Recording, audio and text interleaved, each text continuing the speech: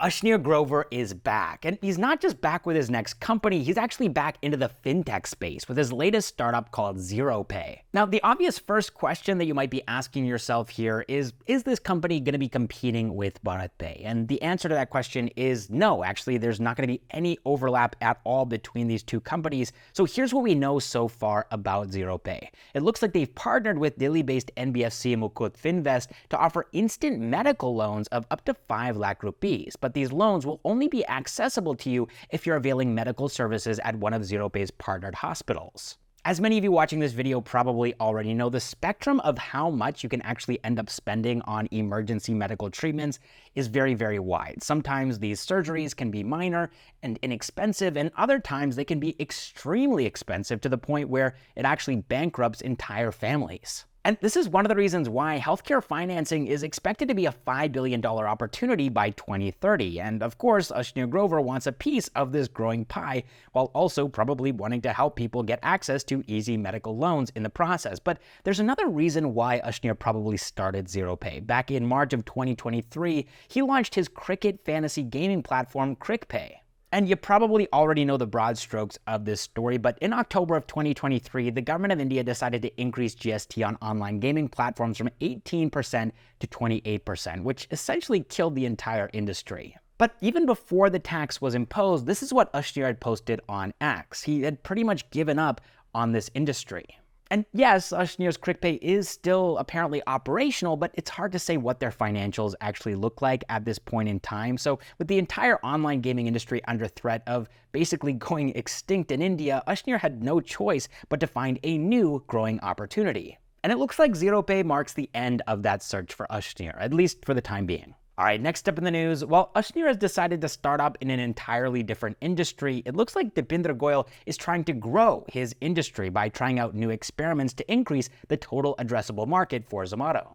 And the latest step in this direction is Zomato now launching a delivery fleet specifically for large orders. And this entire fleet, by the way, is going to be electric. And you might remember that this decision is coming just a couple of weeks after they launched a dedicated fleet for their pure vegetarian customers too. But why did Zomato end up building an entirely different fleet for large group orders? Well, the answer is actually cost savings. If you're having guests over at your home, you've probably been in a situation where you had to place multiple Zomato orders. And the reason for this is that you could only order from one restaurant at a time. Zomato actually solved this problem by introducing their multi-cart feature in June of 2023, allowing people to place orders from multiple restaurants at the same time, but there was still a huge problem with this. See, Zomato still had to send multiple delivery partners to your home, and this was not a great experience for you as a customer, as you had to go out multiple times to collect multiple orders. And for Zomato, it also meant that they're spending a lot more money on these orders that could have been batched together and sent with one delivery partner. And that's the reason why they've introduced these bigger fleets, which is going to make it possible for Zomato to send one vehicle to cater to big group orders, like, for example, with 50 people,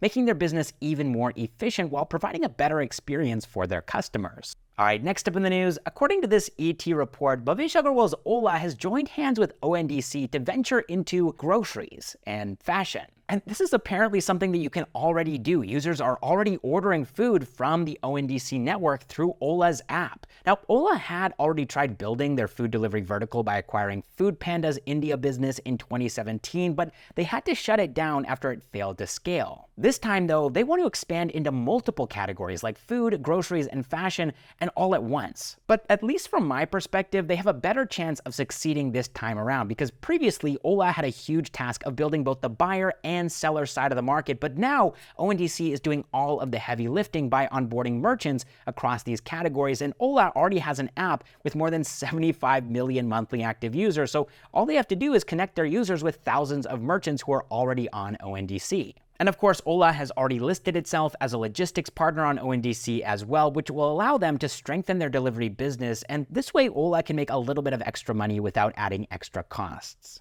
All right, moving on to the next news item here, but continuing to talk about Ola, their sister company, Ola Electric, has reduced the prices for their electric scooter range, the S1X.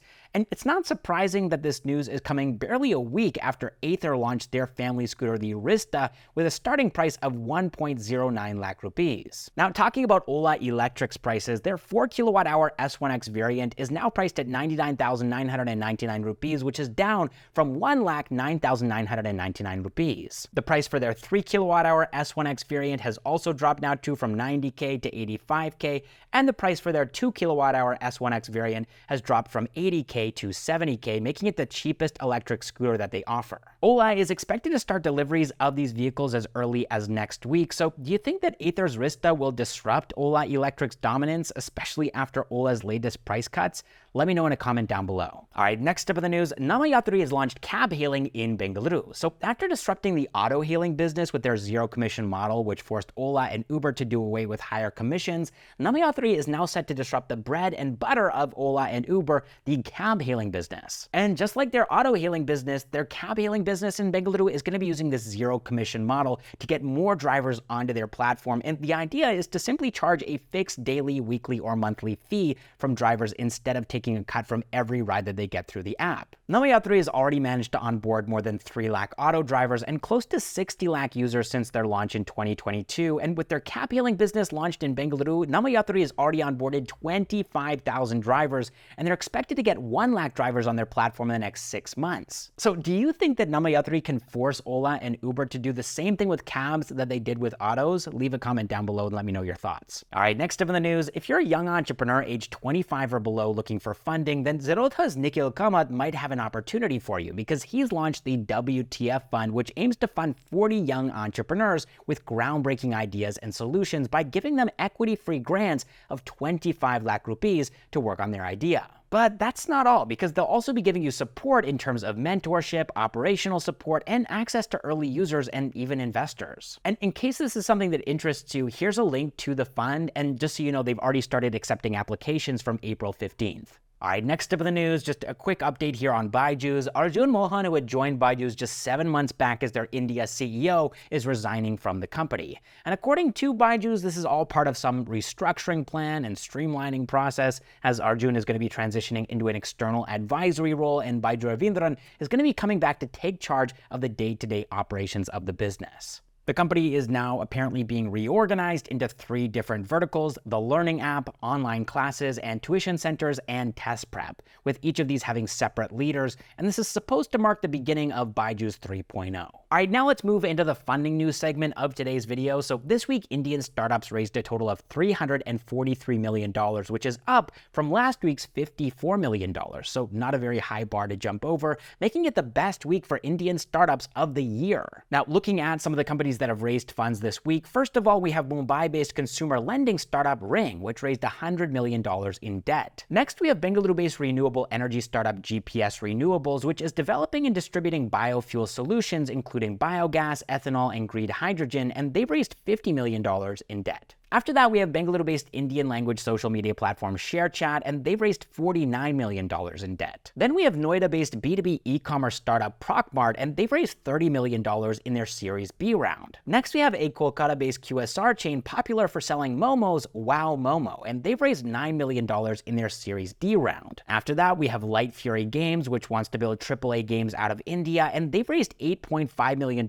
in their seed round. After that, we have Mumbai-based QSR burger chain Good Flippin' Burgers, and they've raised $3.6 million in their Series A round. And then we have Delhi-based Shark Tank India featured emergency healthcare startup Medulance, which gets patients quick access to ambulances, and they've raised $3 million in their Series A round. Now, before I let you guys go, I want you to check out the latest business case study that we made. You can find a link to that video in the top right corner of your screen. In this video, we talk about how Elastic Run is changing rural India with their unique business model. But either way, thank you so much for watching this episode of Backstage with Millionaires, and I'll catch you in the next one.